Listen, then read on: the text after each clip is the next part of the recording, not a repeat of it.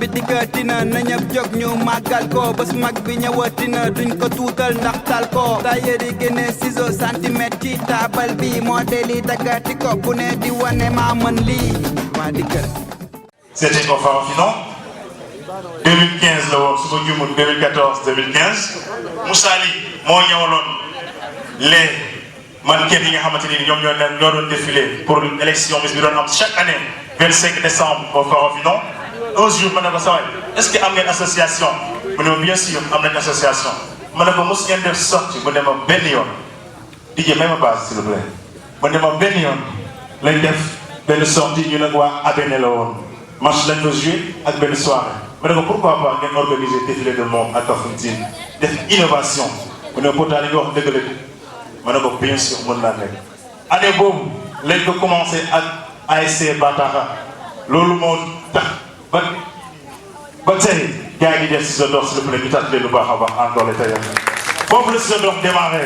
donc mesdames et messieurs cette année cette édition waaye ba jeexal la jox ma beneen di ma xool bu fekkente ni batterie de waaye jeex parce que ce soir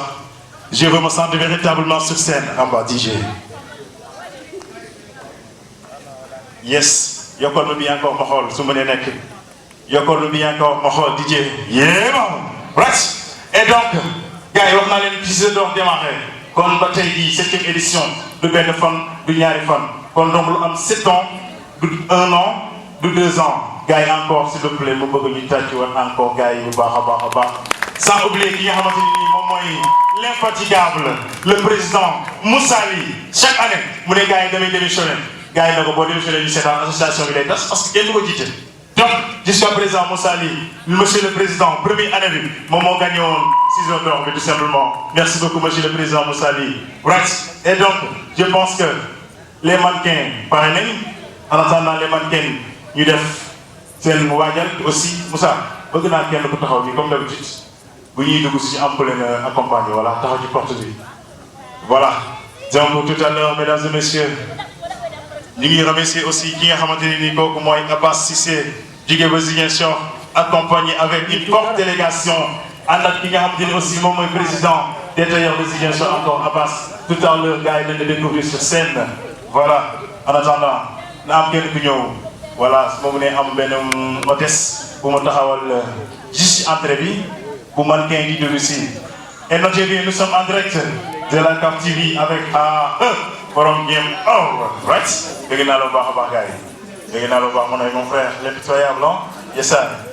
Et en attendant muy baax donc mesdames et messieurs nous allons commencer l'événement de cette première partie c'est défilé de monde 7e édition ce samedi 12 mars 2022 ici même au Black and White ki nga xamante ni nii moom mooy jiitu tout simplement les membres du jury ma bëgg ngeen bàyyi ma aussi su ma wootee kii défilé comme d'habitude ni gën a defee dinaa la wax ban tailleur moo ko ñëw d'accord voilà. Donc, nous allons recevoir qui a dit mon moyen de présenter où, kooku mooy Thiat s'il vous plaît, Thiat. Yes.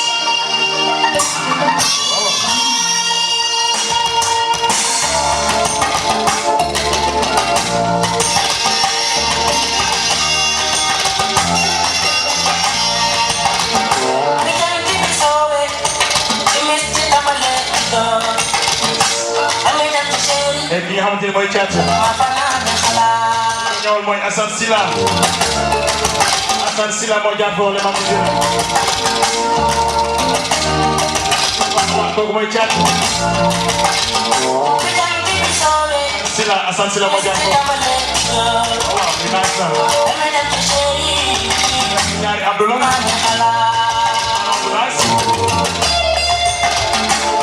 ci Thiat Assane Sylla moo jaar foofu noonu waaw nice na très joli merci beaucoup Thiat les membres du jury Assane Sylla moo jaar foofu voilà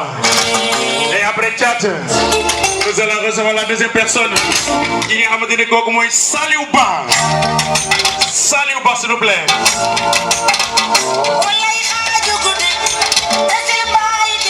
waaw gars yi day ànd ak tàcc s'il vous plaît waaye day ànd ak tàcc waaye ak tàccuwaay et Saliba ki fa jaar kooku mooy Abdou Diaw Faramareen Couture étoile bi nee na kooku mu ngi koy sargal les Lions de la Teranga ñi xam te ni ñoom ñoo gagné Coupe d'Afrique des Nations et kooku mooy Abdou Diaw Faramareen Couture waaw Saliou kontaan ci yow sa vert baax na kontaan nañ ci étoile vert jaune rouge waaw gars yi dinaa leen tenir képp ku ci bëgg mun na ci commandé ah dem gars yi jëlee la mesure tàggateel la ko boo mënti dem muy mariage muy ngénte muy séminaire sa booy dem bu la neexee mën ngaa sol Lyon di tàccat bu baax a baax encore kooku noonu di Abdou Diaw Faramareen Couture waaw gars faa ngi noonu ki fa jaar kooku mooy Bara Oriental Couture Bara moo jaar foofu ah suñu kontaan ci yow fu la neex mën nga koy yóbbu booy dem seeti monsieur le maire David Diatta boo ko solee mën na la recevoir boo neexee booy dem seeti son excellence monsieur Macky Sall mën nga ko sol na la recevoir by force wala ngay seet l'empereur de la musique sénégalaise kooku noonu Youssou Ndour mën na la recevoir aussi reclasse waaw waxoon naa leen ko le terre de la commune lii mooy seen liggéey baax moo jaar foofu noonu kontaan nañ ci yéen bu baax a baax waaw des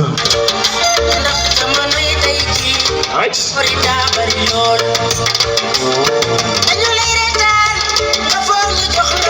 et Bara moo jaar foofu Oriental Couture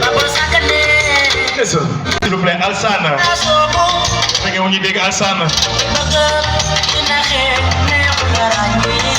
ani Alsana s'il vous plaît waaw waaw et kooku Cheikh Sarr moo fa jaar Taïf Couture waaw waaw Alsana kontaan ci yow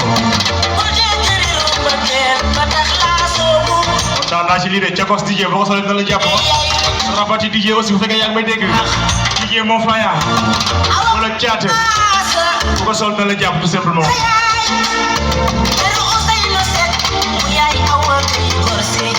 waaw rafet na tout le temps franchement xoolal ma bouton yi gars yi gën a ci loxo bi benn manche longue bu baax près du corps kon li nga xamante ni foo dem ànd ak moom sax ànd ak moom dîner de gala wala ñi nga xam ne nii ñu ngi ci mois de mars nga ànd ak tamit ñi nga xam ne ni mooy sa soxna góor ñi nga xam ne nii dañuy waaj a wàcce soxna aussi bu nga ko solo jigéen solo ba ñëw bu nga ko wàccee sa soxna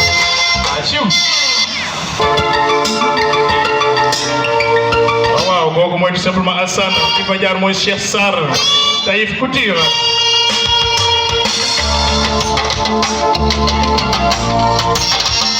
waaw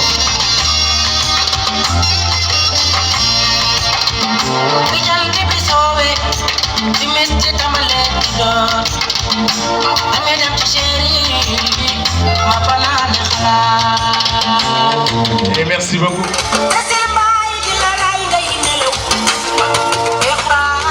et kooku mooy Moustapha ki fa jaar mooy Talla Niang Darou Salam Couture waaw Talla moo jaar foofu borom costume bu rafet bi jëlal ma grand boobu bi sa waay def sa ñaari abdou yu baax def sa noix def daamine bu saf ànd ak tent bi da ko caché nag ay toj leen ni bu baax a baax ma xool waaye très joli très classe et trop chic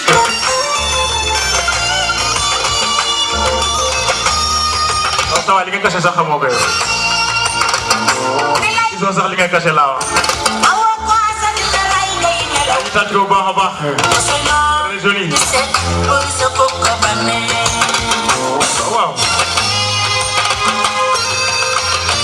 et je vous rappelle les tenues tout simplement nee nañ ko bëgg mën nga ko commander bu la neexee mën nga waajal ko rek bi inchallah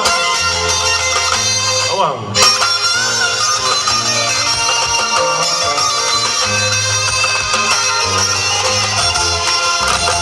koy birima koy birima mu yendu ma yendu fa yendoon naa kontaan ci yow waaw waaw koy Talla Niang Darou Salam Couture moo jàpp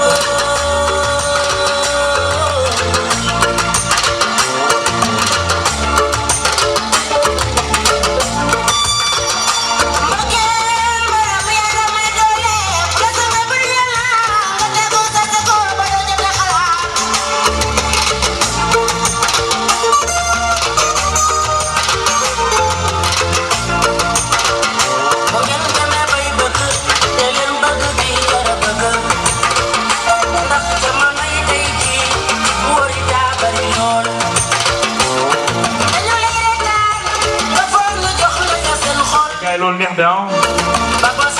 tant ci moom baax a baax. def noir bu saf def sa ñaari ab yu baax. jël benn grand boobu teg ci kaw. te loolu yu jaar fu ne.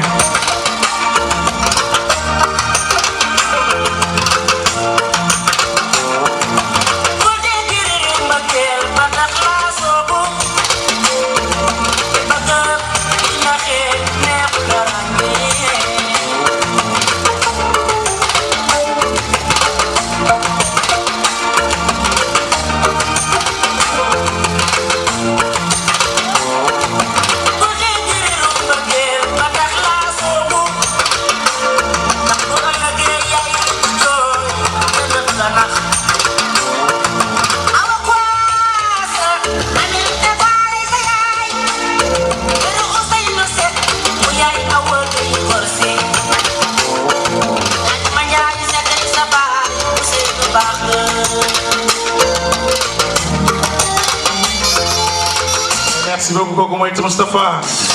ki nga xamante ne mooy jaar foofu mooy Talla Niang moom Daaru Salaam Couture yes sir.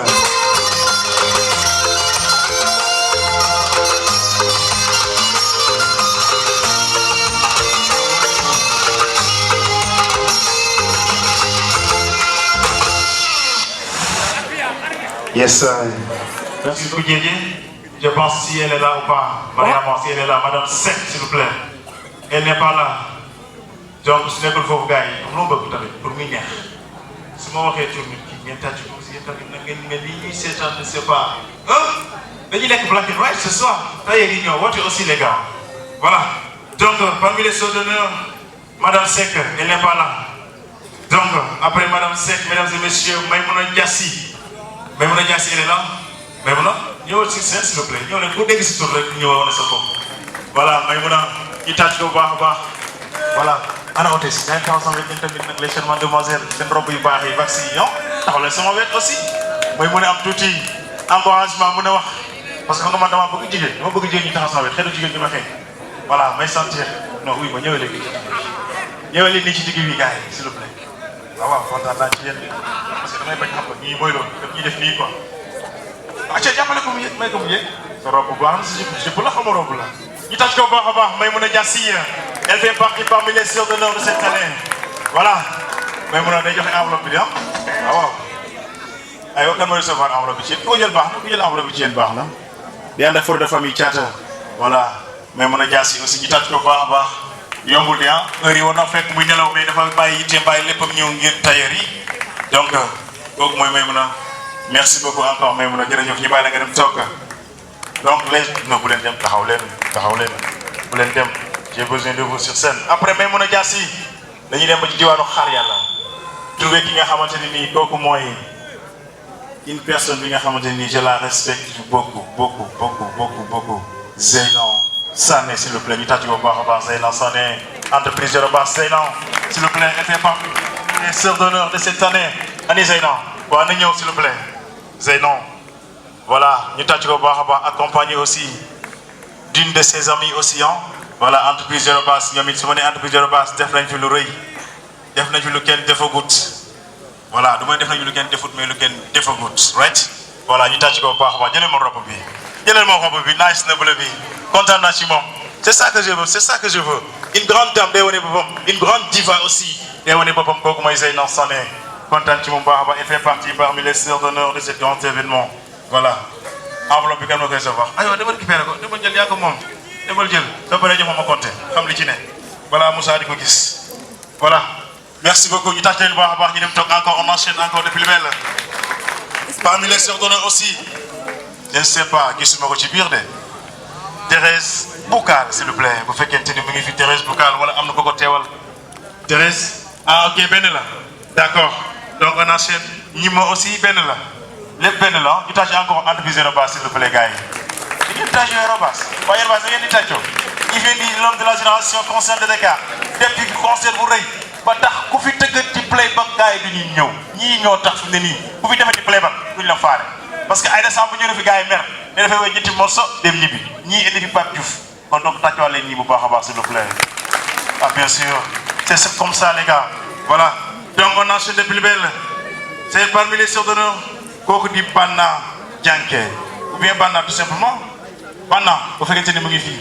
autant pour moi, Banna. Banna, elle est là. Je ne sais pas comment non, comment nous sentons. Banna, elle est là. Banna, vous faites que tu es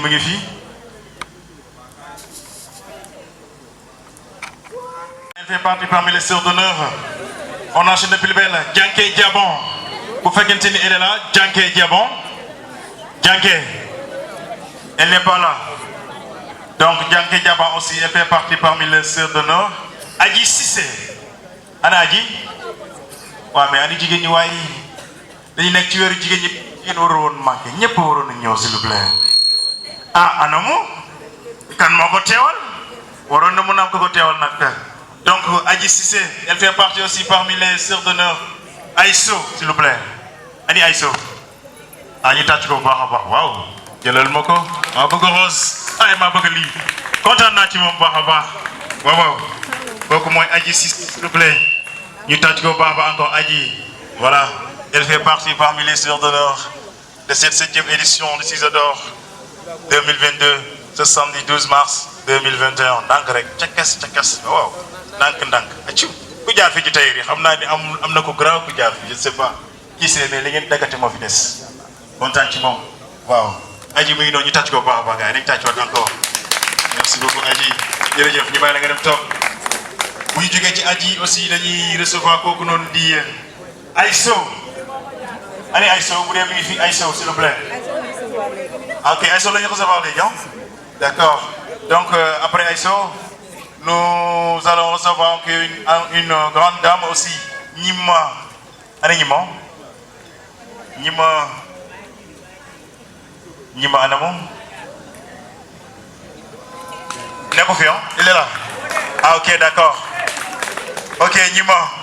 Tout simplement, nous t'as dit que nice. Waouh, il va nous soulever. Beaucoup connu chef là. Beaucoup connu chef là. Ah, ça fait de solide. Waaw kontaan naa ci lii waaye nit day osé nit da ngay osé wane sa bopp amul 15 nag ngeen di 15 yi ba ki naan waaw anam sax ki wax fi waaw di ngeen yàqoo acci kontaan ci yow bu baax a baax bëgg naa lii de acci tey lu ne ñoo koy def lu ne yéen a koy def rek et kontaan ci moom ñu ma waaw et on enchaîne de plus belle mesdames et messieurs nous allons recevoir kooku noonu di Badiane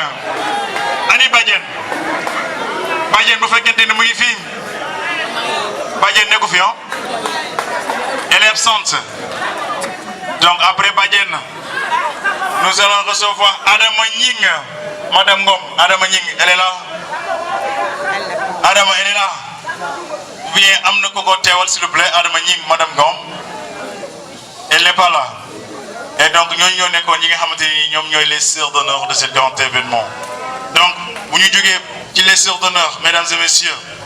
dañuy dem directement ci ñam te ñoom ñooy les invités d'honneur mesdames et messieurs sortant France Victor Diatta je pense il n'est pas là bu dee am na représentant le maire sortant ñu tàcc ko baax a baax France Victor am na représentant bu ko fi teewal ou bien amul donc ñu ngi koy remercier bu baax il fait partie parmi les invités d'honneur de ce grand événement parce que moom tamit chaque année da daan teew ci événement bi xëy na peut-être ñàkk jot moo tax après cela parmi les invités d'honneur de ce grand événement, nous allons...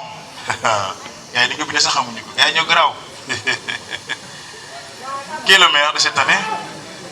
Le maire de cette année, qui a David Diatta, s'il vous plaît. Le maire de la commune de Kafountine. Un représentant, ou bien représentante, Kofinek, s'il vous plaît. Le maire David Diatta. Quand nous représenter,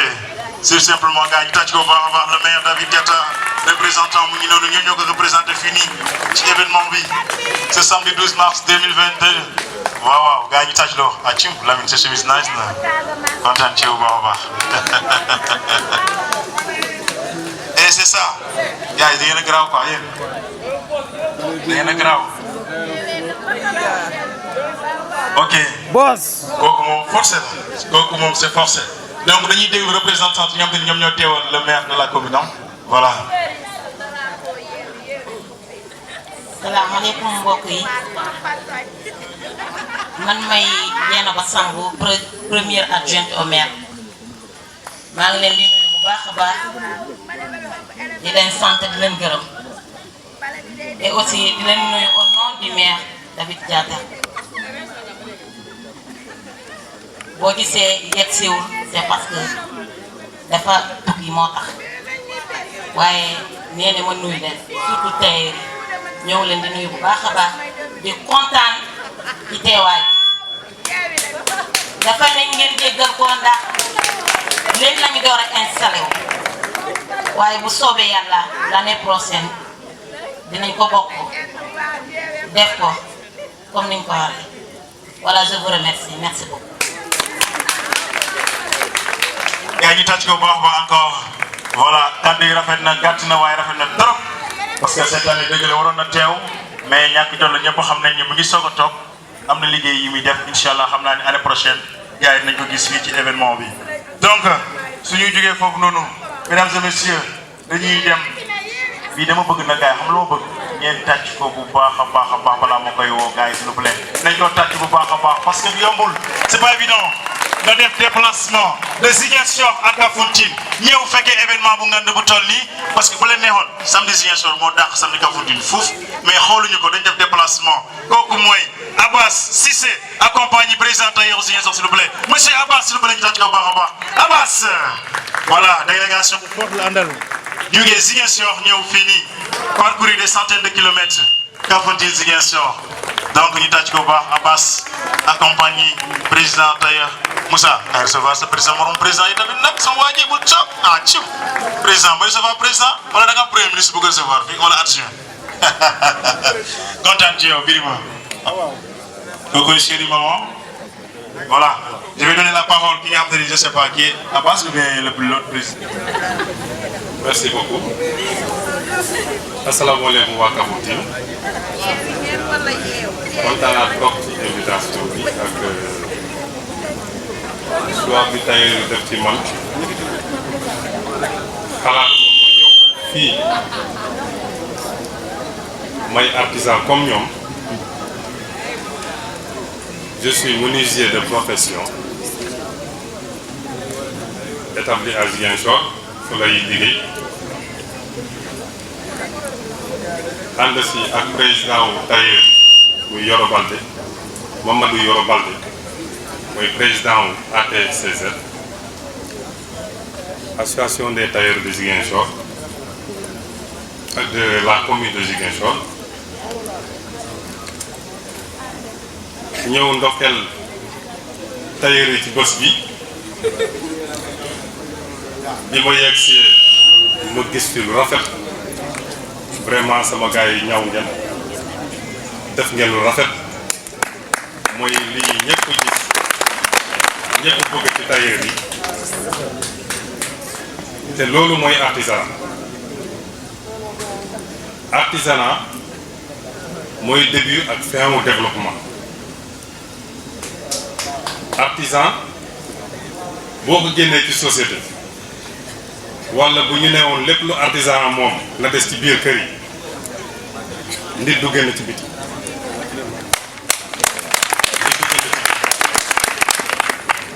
donc artisan daf fi nekk pour répondre aux besoins des populations muy ci wàllu mbéy muy ci sàmm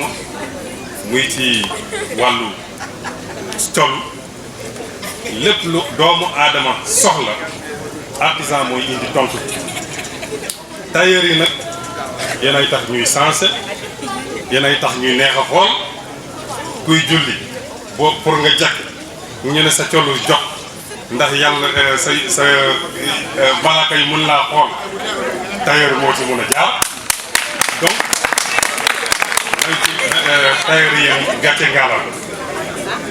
vraiment man sama xol dafa set distance bu ma def regretté ma ko bi ma xoolee liggéey bi ngeen def vraiment mu jara bàyyi xel monsieur le maire seen représentante monsieur le maire xam naa bu demee dina wax autorité Kafountine yi li mu fi gis tey ñun artisans yi bëgg nañu lépp lu ñuy def artisans yi di ci autorités yi di ci bàyyi xel ndax ñoo ñuy war a accompagner sama ñëw fii xëy na dafa fekk mu am coïncidence tailleur yi bàyyee ma xel ndax xalaat bu ma am ci artisanat dama doon candidat ren ci chambre de métier nag dama ci am xalaat depuis bu yàgg depuis ay années 76 chambre de métier dafa am nu muy doxee mais ñun ñi am ci xalaat bu bees jamono day dox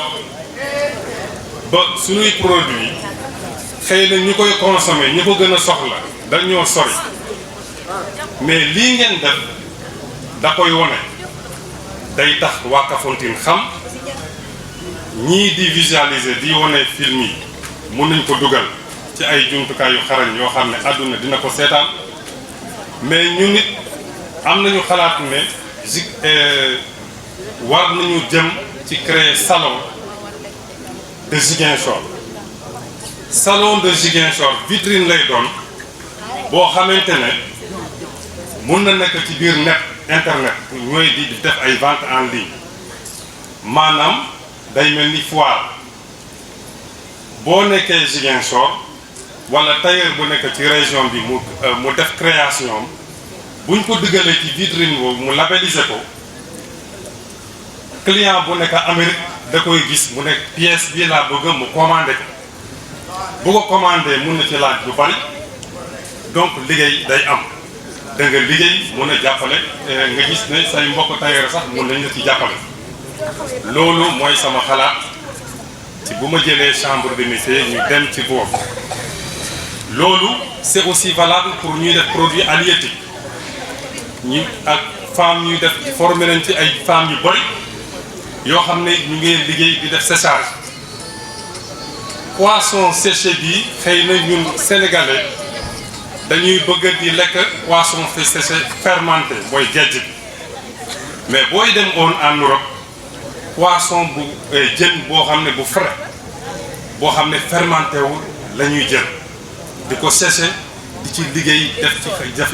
mooy gën a dugg Europe di nga xam ne boo koy dugal ci ndox bu tàng bi après day yeew loolu xaalis bu bare la boo xamante ne gars yi dañ ciy liggéey loolu xalaat la boo xam ne dañ ci wule produit agro transformation yi tamit jigéen ñi formé nañ ci lu bari mais loolu mën nañ ko dugal ci vitrine boobu mooy salon bi mu wax day koy jël en compte nga xam ne à partir d'ici produit yooyu dañ koy liggéey ci Casamance mais ñu koy consommer barewuñu fi mais en Europe dañ koy consommer comme Israël ak ñeneen dañ koy consommer tailleurs yi la même chose modèle sénégalais yi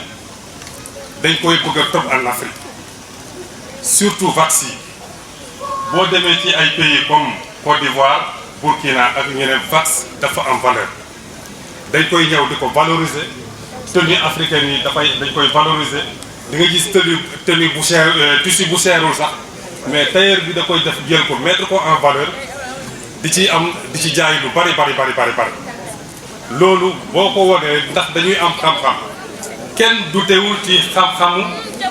artisan sénégalais yeneen réew yi sax bu ñuy bëgg a liggéey dañuy daw si Sénégal di ut si main d'œuvre wala di convoquer seen compétence mais problème bi mooy wone seen bopp fi ngeen di wone seen bopp xëy na mooy jafe mais lii ci la bokk lii ngeen def nii ci la bokk am na solo trop donc dañ leen ci encouragé yeneen ci 7e édition xëy na comme yàlla def na teew nañ fi ren xëy na bu déwénee dinañu gën a xam nuñ ciy mën a ànd jàppante mu gën a ñëw nga xam ne xëy na dina gën a jóg comme ni ko bëggee vraiment ma kontaan ci trop kontaan naa ci sama ñëw fii ñëw ndokkeel leen ànd si ak yéen vraiment tailleur gàcce gaalama vraiment merci jërëjëf merci beaucoup ñu tàcc ko bu baax a baax ñu tàccoot encore bu baax a baax mesdames et messieurs kontaan nañ ci moom affaire yi kàddu yi rafet na am nañ mbégte ak contentement bu baax a baax merci beaucoup ñu bàyyi leen ngeen dem toog voilà et donc on enchaîne le bilbel on reste toujours avec les invités d'honneur mesdames et messieurs cette fois-ci monsieur Pape Gueye bu fekkente ne mu ngi fi aussi Pape Gueye moom tamit il fait partie parmi les invités d'honneur de ce grand événement. Pape Gueye il n'est pas là et donc on enchaîne après Pape Gueye Simon Diatta Simon bu fekkente ne aussi mu ngi fi il n'est pas là mais aujourd'hui il y a beaucoup d'absents là qu'est-ce qu'il y a wala Sénat bi la Simon Diatta il fait partie aussi parmi les invités d'honneur. Mesdames et messieurs, dernière personne ou bien dernier groupe ou la dernière génération bi nga xam te ni ñoom ñoo nekk parmi les invités d'honneur mesdames et messieurs ñoom tamit mën naa ne su ma waxee waa Yorobas damay wax ñoom tamit def nañ fi lu kenn defut macha allah gàcce ngalaama parce que bu ñu demee bay gis yaama su ma nee yaama xam naa duñu comprendre parce que bu ñu def fan yi ñu ngi def buzz nag gars yi Sénégal ñoo neex su ma nee yaama mooy Mia. su ma nee Mia tamit xel yi xam naa ni day tourner le couple Mabo gars yi nee nañ tas nañu couple Mabo sëy yi dem na alors que rumeur la woon yoo xamante ni prétexte la woon gars yi bëggoon ko ñoom bu ñu demee tey jii ba gis le couple Mabo ici à Kafountine grâce à eux bu ñu demee ba gis Queen Biz grâce à eux bu ñu demee ba gis kooku noonu di surtout booy waxaguma ko de surtout Samba Diabaré Samba bi la mooy kan Aïda Samb grâce à eux la génération Farabantan meilleure de la génération ou bien meilleure des générations de la commune s'il vous plaît bëgg ngeen tàcc leen bu baax a baax ils font partie parmi les invités d'honneur de ce grand événement génération Farabantan bu fekkente ni ñu ngi fi s'il vous plaît la génération Farabantan nekkuñu fi ils sont absents aussi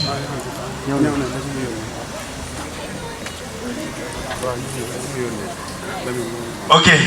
donc ñëw nañ mais ñëwuñu mais seen loxo Moussa loxo bi rek a jël intéressé na loxo ñëw rek loxo ci poos moo la ko wax tàcc leen bu baax la génération Farabantan voilà ñoom ñoo nekk dernière génération bi ñu xam te ne ñoom ñoo bokk ci les on enchaîne de plus belle cette fois-ci dañuy dem recevoir les parrains de ce grand événement nee naa leen bés de tuut borom lay tollool les parrains kooku noonu di Lamine Niass commerçant s'il vous plaît monsieur Lamine Niass s'il vous plaît ñu tàcc ko baax a baax Lamine mi ngi noonu voilà dañ koy tàcc Lamine kooku il fait partie parmi les parrains de ce grand événement un grand commerçant aussi voilà nekk xarit tailleur yi du leen bàyyi benn yoon mu leen di accompagner bu baax a baax leen dimbale ci liggéey bi gars yi gënoon ko xamee ci Lamine Canal dañu woo ko ne ko sa waay chaîne bi ñëwul de ñu tàcc ko bu baax a baax Lamine Niass voilà lui est parti parmi les parrains de ce 12 mars 2022 7e édition 6 d'or am naa ne ren moom da ngeen bëri enveloppe quoi man bu ngeen bëri àllal ma benn rek ma xam nu may def ak moom mën cee lijjanti sama bopp right voilà kontaan nañ ci bu baax a baax saa waay sa tissu rafet na de jasneer la wala lan la yaay jaay li xam nga rek gars yi fi jaar gars yi ko ñëw nii yaay jaay jox gars yi ñëwal kontaan ci takk leen li bu baax a baax s'il vous plaît képp ku bëgg lu mel nii saa waay jaar leen ci Lamine Niass voilà donc mu ngi noonu Lamine Niass merci beaucoup ñu bàyyi la nga dem toog voilà on enchaîne depuis le bel on reste toujours avec les parrains Cheikh Gueye saa waay doo bëgg nga tegal ma sa lii nga yor da nga taxaw fële tegal ma sa lii fii nga jël sa bopp comme nga da ngay mën a jëlee rek tey di nga jël sa bopp bu mu de def ko normal bu lox xam naa de mosulaa pare ne dañ koo pare ne tàcc leen ko bu baax a baax caata tàcc leen ko waaye bu leen nag waaw saa waay dama lay jox nga am la wax yow nga fos ko booy Moussa Kaye man yaa may dalal de. pare bu mag bi. dañoo bëri dafay ànd ak tailleur yi. waaw gars yi ziar bu baax a baax sama tailleur yi waroon naa dégg la nag mais gars dañu siisu quoi ñu ne man aw ma dara luñ ma ñëw loo xam ne dina nice te pourtant muy luus bu weex rek laay laaj xam nga muy luus bu weex moom garaawul quoi. donc voilà Cheikh Gueye ñëwul tey donc chemise sax moom ma ko jox quoi Cheikh Gueye moo wax ni que voilà mu ngi leen di remercier bu baax a baax daa xaw a taw daa amee ba depuis démb donc moo tax ñëwul am na lu ma jox nag xam naa dinaa ci xaar voilà daray xaw ana kii bu gën a ni ñu koy waxatee hôtesse bi gën a taxaw moom laa koy jox. ana enveloppe bi ah sorry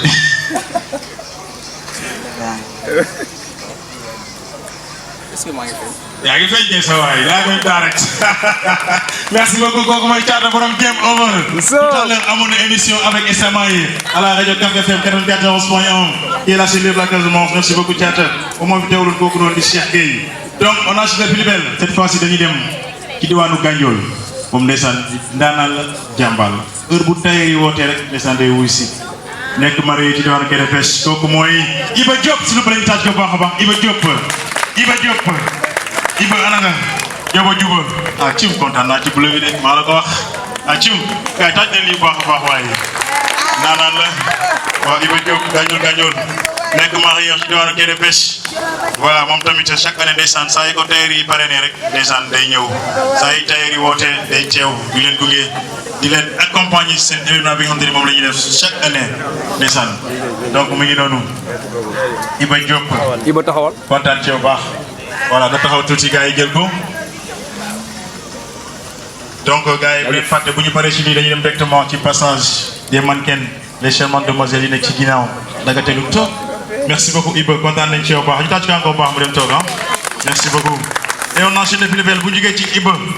dañuy rester encore toujours côté Gandiol ndeysaan saf nañ saf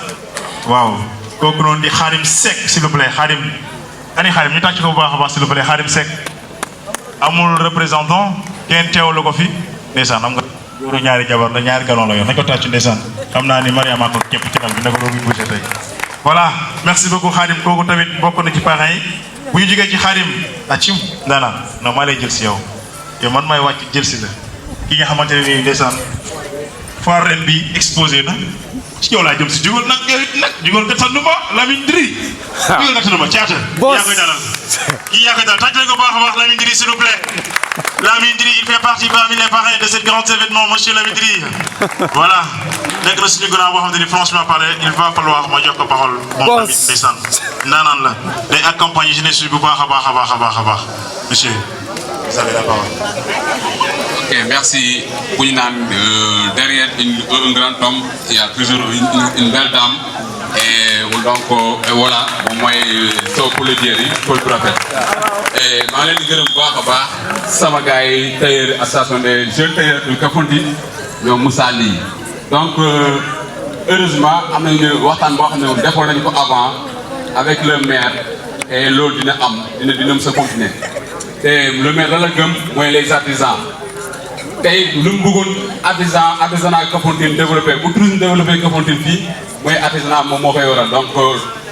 artisanat ak tourisme ñooy ànd waxoon na leen ko tey encore def naa tey tànk boobu la taxaw tey je pense que loolu dina continuer donc di remercier encore di première édition la ci man ci parrainage et je pense que déwén ñoo koy téye en main et dinañ gërëm bu baax a baax et vraiment ci seen taxawaay ak confiance bi ngeen am ci ñun je pense que dina continuer merci beaucoup. merci boss. merci beaucoup Lamine ak mu des na aw loxo ci poche loxo ci poche yéen di ngeen enveloppe bi ko yóbbuwaat moom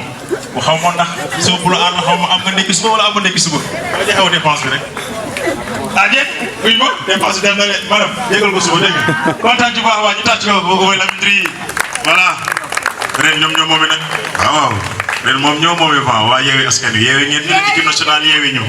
maa la ko wax. Et donc on a chez les plus belles. On reste toujours avec les parrains. Cette fois-ci nous allons recevoir un grand monsieur Malam Mané. Malam Mané aussi ana mu fekkee mu ñuy dégg. Monsieur Malam Mané. Malam il n'est pas là. yow kañ nga fi. Donc Malam Malam il fait partie parmi les parrains tàcc ko baax Malam Mané. Il est absent. Donc après les parrains dañuy dem directement waaw ni naa leen góor baax na jigéen baax na. Les marraines de ce grand événement dañuy dem di diwaanu marché bu Kafountine trouver ki nga xamante ne nii lépp lu neex rek moo koy jaay képp ku ci bëgg téye sa borom kër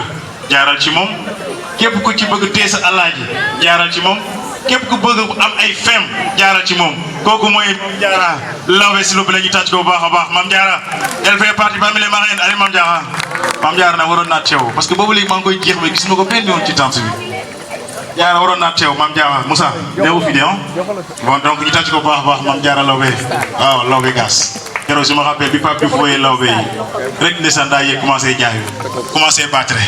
di wane boppam. donc bu ñu jógee ci Mame Diarra ci kii de ak ma sonal daf ma sonal ko yow nga may xool jugalee jugal fili kaay fili yow bëgg ñu tàcc ko bu baax a baax fili kaay fii ñëwal tàcc ko bu baax a baax moom tamit bokk na ci marraine yi voilà nekk moom tamit ki nga xam te ne nii ndaanaan la day wane boppam kan moo ko gunge acim Moussa ko jaar fii yàq ñen leen yàq na nga nag guy ma lii moom boo ko taxal jën dégg bu ko yóbbu di ko jaayee jën dama lay wax leer nañ loolu fekkee baax baax nga koy jaayee ay waas moom mooy loolu waas yu ma lekk rek moom ma koy jox tàcc leen ko bu baax a baax noonu laa ko sonalee nag bu ñu dajee tefes sonal franchement parler kooku mooy fili voilà ñu tàcc ko bu baax a baax moom tamit elle fait partie parmi les marraines de ce grand événement mu ngi noonu waaw acim Moussa xam naa leen damaa yóbbuwu leen bon jën bi rek lañu jëndee jën suba gars yi fanaan nañ ngeen dégg amuñu jëndee suba jën da ngeen ñu ko jox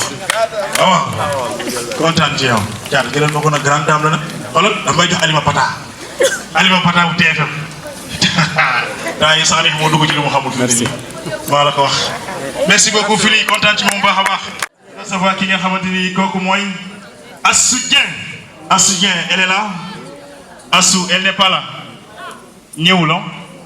je pense su ma ñëwul moom mooy madame Dégé non Assou Dieng ah moom mooy jabaru Dégé jabaru Amadou merci beaucoup ñu tàcc ko baax a baax Assou Dieng ñu tàcc bu baax Assou tamit di ngeen tàcc Assou di ngeen teewale Assou oui jëkkëram c'est un artiste aussi def na fi lu ne Black and White fini voilà et donc on enchaîne depuis le bel après Assou nañ am kooku noonu di Aïssatou Sow ki ko fi teewal mooy Assane Silla s'il vous plaît Assane Silla moom moo teewal kooku noonu di Aïssatou Sow ani Assane Silla Assane waa ñu tàcc ko baax a baax mu ngi noonu ci ginnaaw moom moo teewal kooku noonu di Aïssatou Sow voilà c'est comme ça c'est beau c'est vraiment beau ça c'est l'association des tailleurs voilà ils ont l'habitude de me donner rendez-vous chaque année ici à Kafountine daaw rek lañ defoon stand-by mais ñëwaat nañ encore de force voilà c'est comme ça